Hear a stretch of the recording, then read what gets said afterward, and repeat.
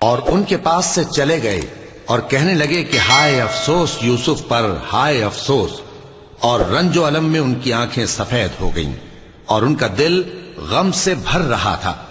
बेटे कहने लगे कि वल्लाह, आप तो यूसुफ को इसी तरह याद ही करते रहेंगे यहां तक कि आप घुल जाएंगे या जान ही दे देंगे।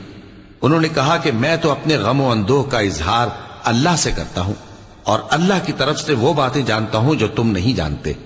ए बेटो, यूं करो कि एक दफा फिर जाओ और यूसुफ और उसके भाई को तलाश करो और अल्लाह की रहमत से नाउम्मीद ना होना कि अल्लाह की रहमत से तो काफिर लोग ही नाउम्मीद हुआ करते हैं। फिर जब वो यूसुफ के पास गए तो कहने लगे कि ए अजीज, हमें और हमारे अहल अयाल को बड़ी तकलीफ हो रही है और हम ये थोड़ा सा सरमाया लाए हैं। आप हमें इसके एवज पूरा गल्ला दे दीजिए और हम पर खैरात कीजिए कि अल्लाह खैरात करने वालों को सवाब देता है।